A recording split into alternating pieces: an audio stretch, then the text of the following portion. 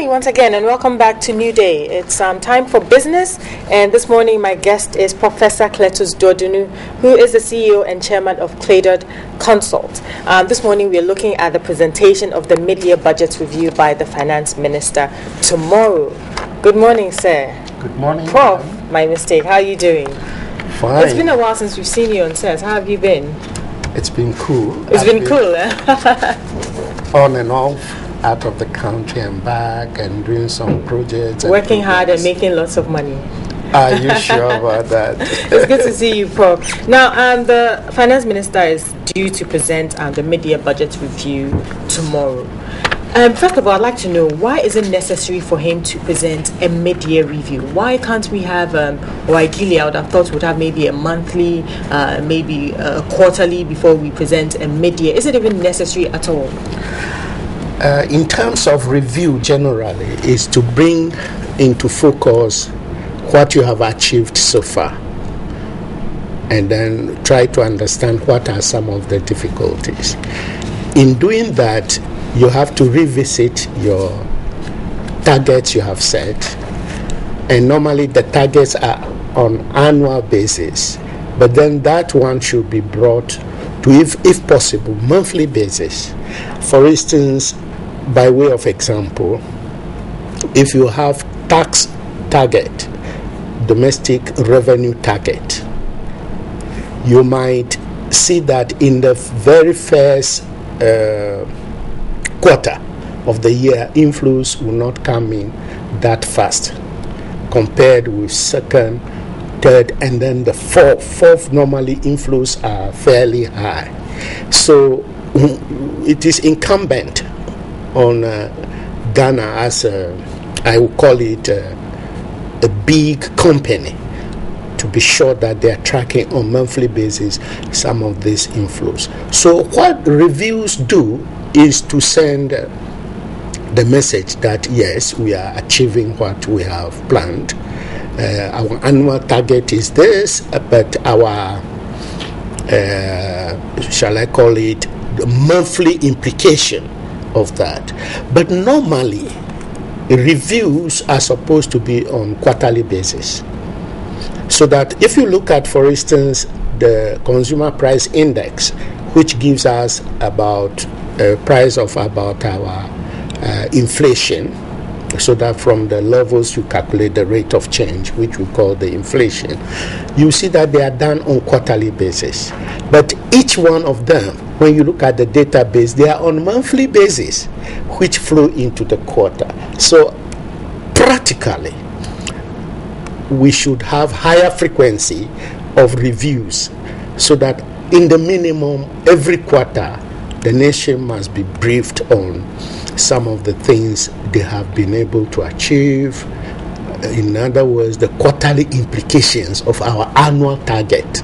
Is it simple division by 4 to see what the target may be, or are we linked up to the level increment, what every quarter can rake in, and so on and so forth. Therefore, the media, in some cases way back in the past, we didn't even have media reviews.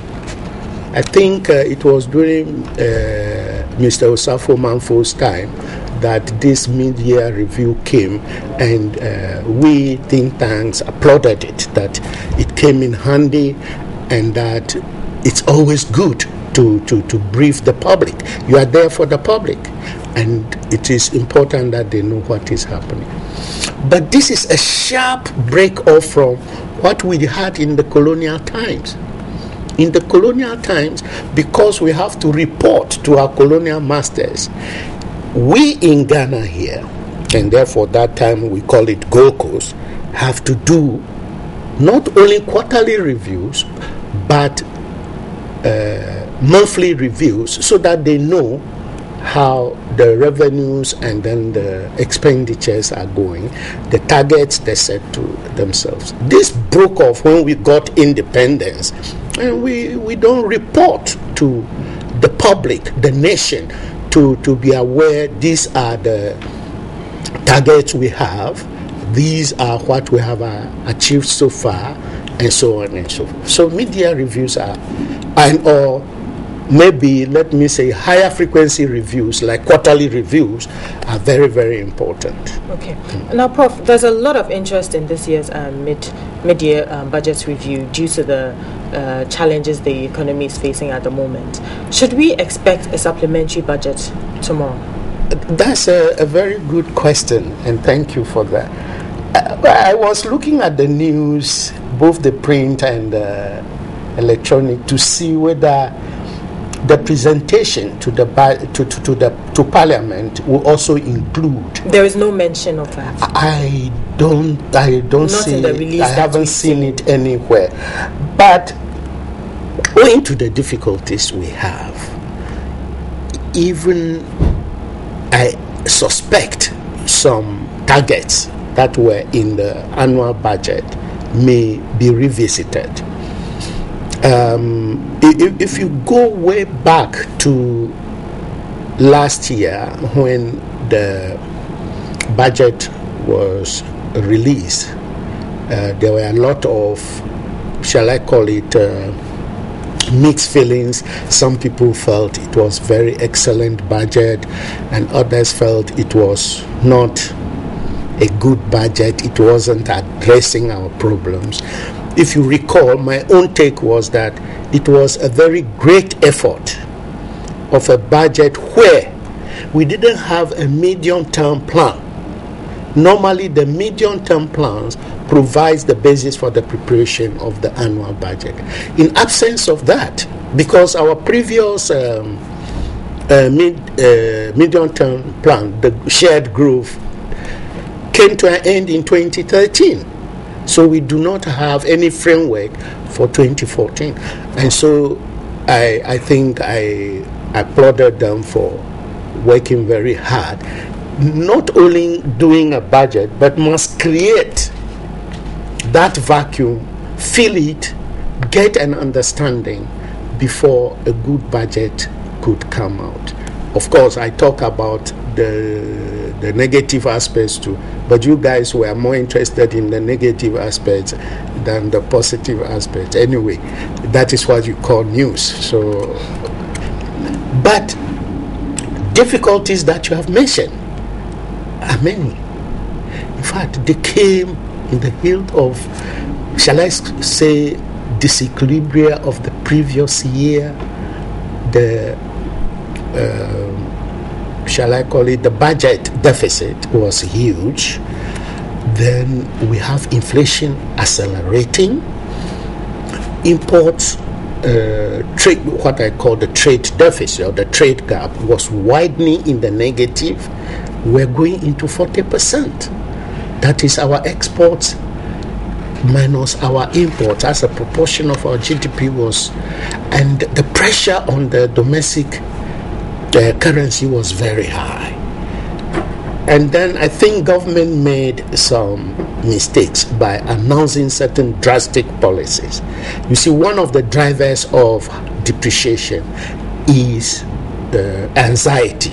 When people begin to be anxious that they may lose their wealth, blah, blah, blah, then they are likely to start taking strategies of protecting their money. And that is where people are running away from the dollar. And those strong policy statements, I think, increase the panic of the system. So that also added to the fueling of the depreciation rate. And then you can see that the cedi depreciated from about 1.5 to about 3 cedis to the dollar. That's a huge depreciation given the period we are talking about. I expect that if there will be a mid-year review plus a supplementary budget, it's likely some of these issues will be taken into consideration. And then it's likely also that government will want to look very critically at the revenue front. The revenue inflows. I personally want to say, as a taxman, and I have been watching GRA, I was a board member before, I think they are doing great. they also need money to go out there and bring the money. And we know the problems that government agencies and departments are facing. Nonetheless, I am not too sure, even if they meet their they don't meet their target in the first quarter and the second quarter. I am not too sure that will be the trend for the year. They are going to meet their target. They are going to overperform. They always did it, and they will do it. Does this mean that government will have to or will look for creative ways of raising more revenue from the citizen? Currently, I said that the tax frame we have is not that bad. The problem I have is this feeling that when we increase the tax rate, then we are going to rake in higher revenue without going back to theory. You see, pure theory will tell you that when you increase the tax rate, you are likely to promote tax evasion and tax avoidance. And do we know the degree to which people avoid tax? Sensitive to the tax rate increments, we don't do those calculations anymore. That is one side. The other side is the tax burden itself, which of course will promote evasion and avoidance, itself can be overwhelming, and people will be wobbling over the tax burden. Through no fault of theirs, they may not be able to pay.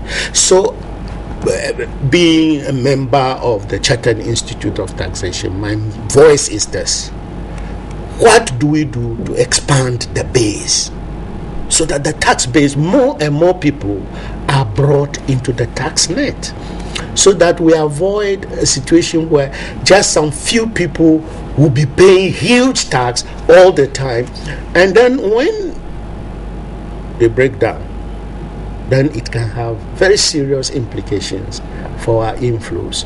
Currently, I think we are doing about 21% of the GDP on domestic revenue, and then grants and inflows, including loans, top it up to about 23.5%. In fact, it's not a huge amount of money we get in on regular basis from foreign savings. It's not that huge, but the overall is too small to cater for the expenditure side.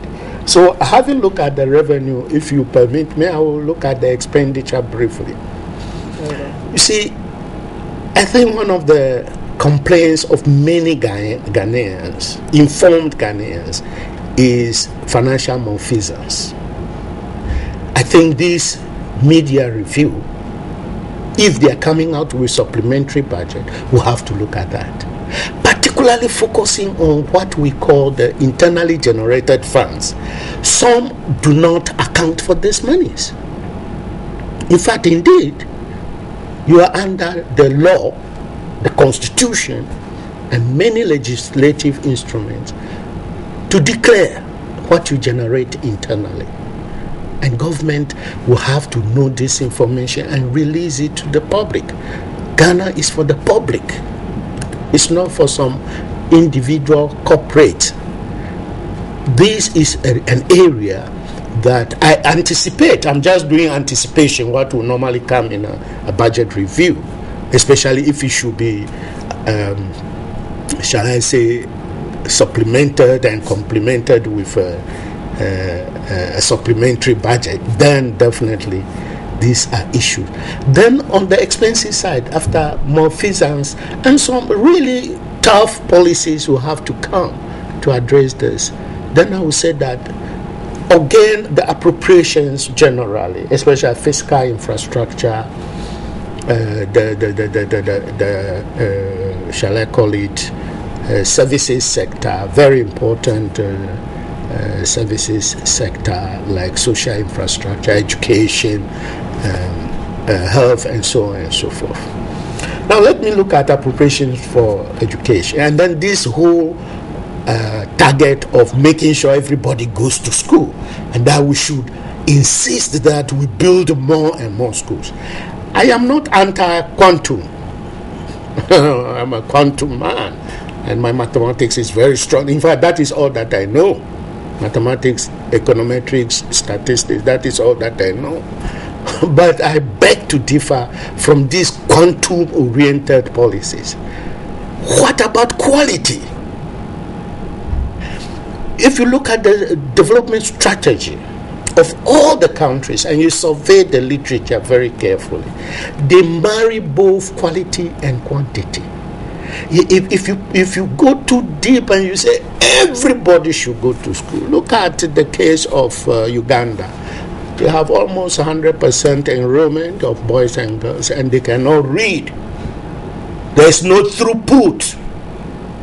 The guys have not gone through the school, though they have gone through the school, but the school hasn't gone through. So that's what you're advocating, is that we slow down on building more schools and rather manage the ones we have to provide quality education. The ones we have, you can do multiple targeting. Whilst you are looking at the quantum, you must also look at quality. I beg to differ on quantum.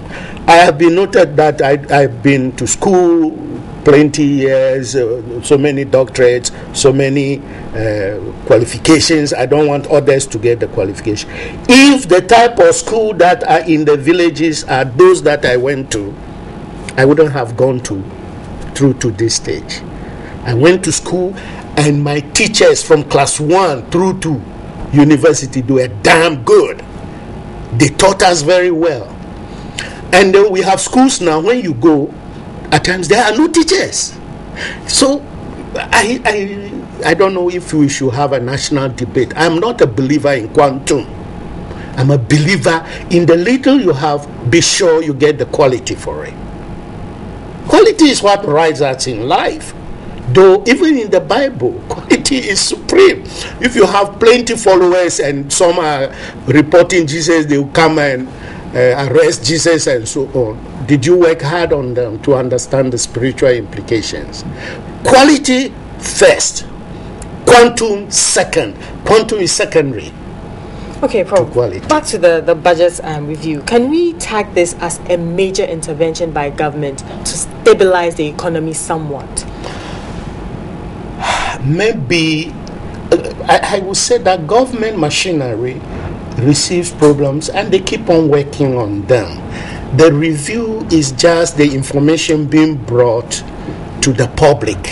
So in Parliament, this presentation is made and then we all hear it. So I would say that government business is mainly policy business, and the Ministry of Finance is not an implementer. It's more a policy house, especially what we call the short-term plan or the budget itself. And then they try to monitor. They also monitor. They don't implement, but they will monitor. They are now doing what we call monitoring, review, to use the elegance of the time. It's corporate governance. What are you doing? What are the results? What have you done so far? And so on. So yes, government must have been taking steps to address some of the difficulties. The review per se will just bring information to us. We inform that these are some of the strategies we are taking, that this is what we have achieved so far. It is likely we will achieve this target. It is not likely we will achieve this target. Specifically, for instance, we expected our growth rate of the GDP to be 8%. Definitely, given all these problems that we have, even oil-inclusive growth, we are not going to hit 8%. Seth is likely to talk about maybe a revision of the GDP growth, and then maybe the sectoral implication, agric, industry, services, their implications, and so on. It's likely you talk about that. Okay. Now, one of the reasons why the economy is also struggling is the major decline in prices of some of our major or traditional export commodities, and of course also a cut in funding by some of our foreign partners. Do you think a review of this budget will make our foreign partners gain a bit more confidence in us, especially now that we're being termed a middle income economy? This question is tricky. The review per se is bringing information to the people. It's trying to adhere to the principles of corporate governance so that information is available to people where we are, maybe on the sea, where our ship is, and how long we still have to go, and so when we are cruising in the sky, where we have reached, how long it will take us to reach our destination. That is all that. But the mere fact that this information is being released per se will not be panacea to anything. Because even before the minister comes there, a lot of work is ongoing. They may be working hard, some with good results, some with bad results. We know our employment situation. I do not expect a media review to solve those problems, yes. But as I said, government machinery is always moving on. And they are likely, if really they are pro-Ghana oriented, not some individual interests they are pursuing, then definitely they're taking steps to address the difficulties that are in the way of government. If you look at, for instance, the trade side, definitely we suffered a little bit of slowdown in prices of our product, but not that much. I think we have blown it out of proportion to the reality on the ground. In any case, some of our products, we have sold them in futures market, so the changes may not affect us directly. And then if you watch, for instance, gold, it didn't decline that much. I think it's still about 1,200 and something per ounce refined. My problem is, why are we still exporting ore, gold ores? Why don't we refine it? What does it take to make sure we have banks? These banks what? Consolidate their efforts, raise funds. Big establishments must come to Ghana. Cocoa, we shouldn't be doing cocoa beans. We should be doing chocolates. We create jobs for our people. So we are killing many birds with one solution. We are adding value. We are generating jobs. We got to come to grips. And I'm not going to expect a media review which will just give us information about this thing. They belong to really big policy homes like futures. What do we do? That's the vision. What are the aspirations of Ghanaians? Not some political elites. No, we want some fundamental picking of the voice of the ordinary people. What do they want their children to be? 100 years, 50 years, 20 years, and so on. Then the medium term will not a media review. It's not possible. Let's step away from the media review for a moment. I'd like to hear your thoughts on the present challenges in the economy. How did we get here, and how are we going to get out of it? This is where I always say that we should be guided by theory. You see, theory without practice is empty. Practice without theory is blind. Which one would you want to be? You want to be blind? Or you want to be empty? You don't want both. We have to be guided by principle. I am not too sure that people appreciate that the reality of the problem is not the international environment. We must globalize our thinking, and we must be relevant domestically. What do countries that face these problems do? Southeast Asia faced these problems in the, I think that was 1996-97. I think it was Thailand who depreciated their currency very quickly after holding it for long. What did they do wrong? They went in for short-term facilities and locked them into long-term gestation projects, physical infrastructure. The time has come, the debt is due to be paid. They couldn't. Pressure was being brought on them. And then what happened. These are so many lessons we can learn. The depression we had, the Great Depression of the 1930s, they are there. We can pick principles from them, but we just are practicing somehow, anyhow, and then we are getting results. Our real problem is that we import too much. We are consuming only in external products. The whole idea of importing too much, I'm not saying we shouldn't import. We should import anyway to give us choices and expose our economy to challenges and practices. But whilst we do that, and then we are running like a trade gap of over 40%, it means we are creating jobs for other people. And then we are destroying jobs. For every unit of export we make, through the multiplier, we are destroying jobs about 0.03. That's around 3% of the job creation potential of this country.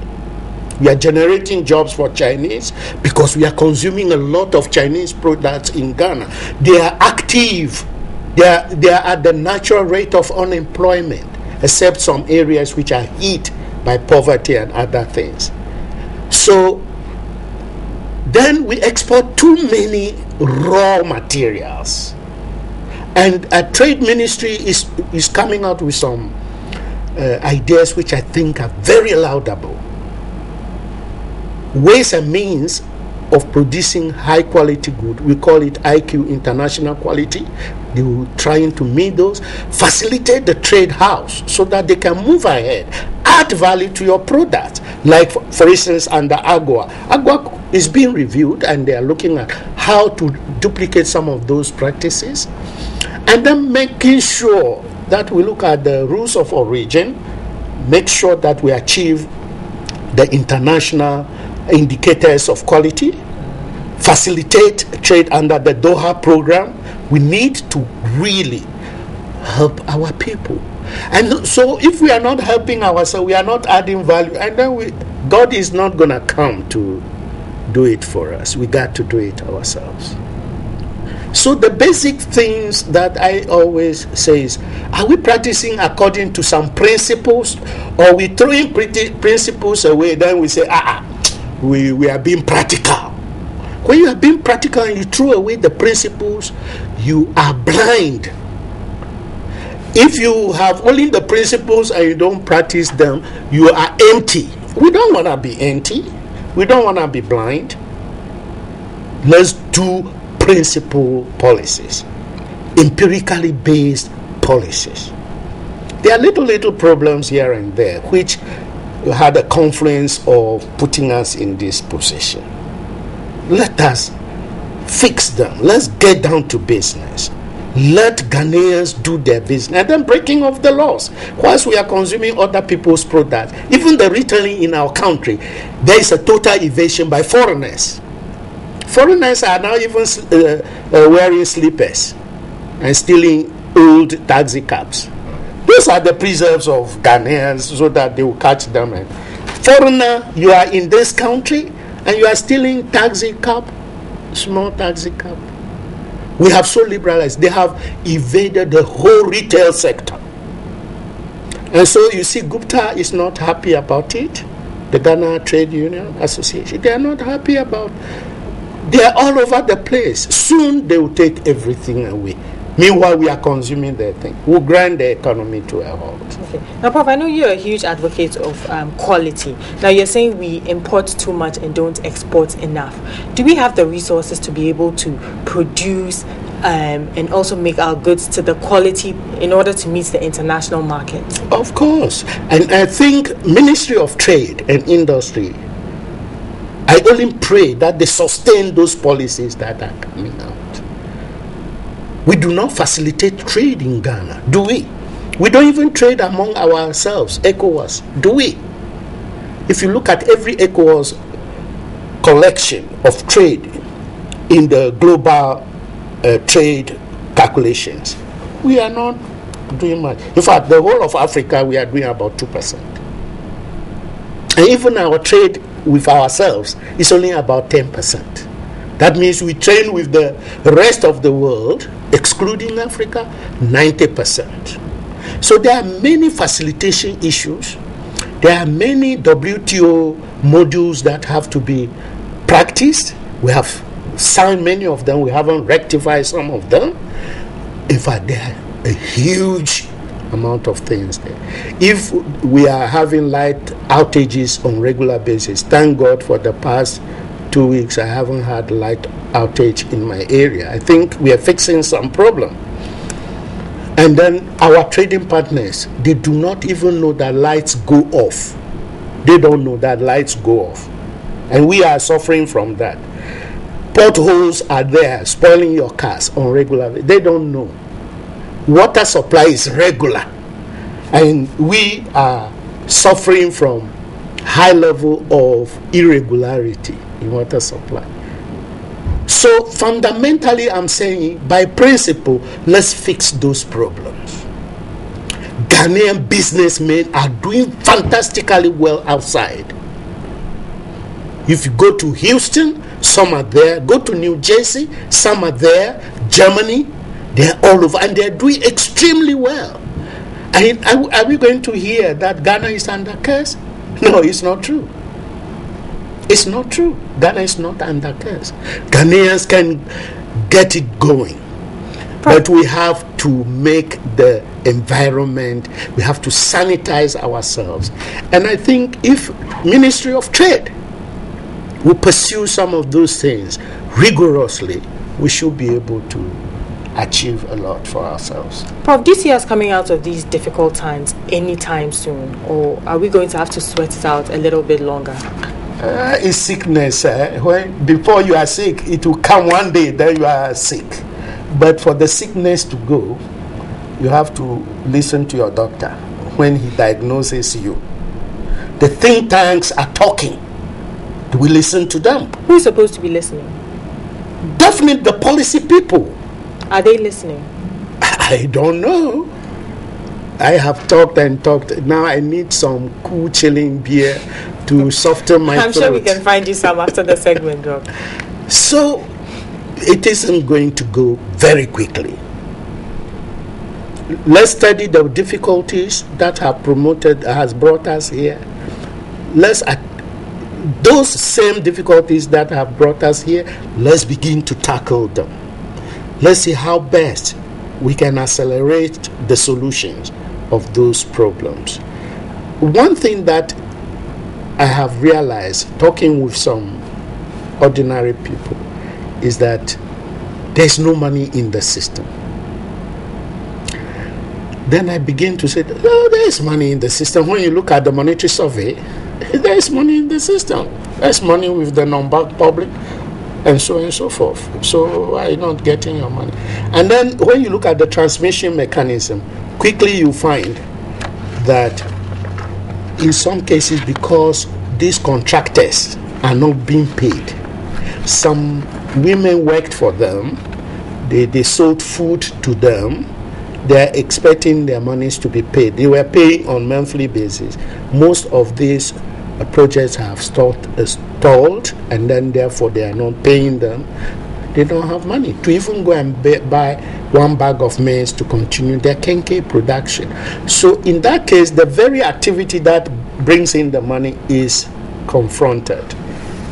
Okay, many thanks for your time this morning, Professor Cletus Dodunu, who's the CEO and Chairman of Claydon Consult. We've been talking this morning about the presentation of the mid-year budget review by the Finance Minister tomorrow, and hopefully there will be some major intervention that will go a long way towards stabilizing our economy. This has been the business segment. We still have more coming your way. Please do stay with us.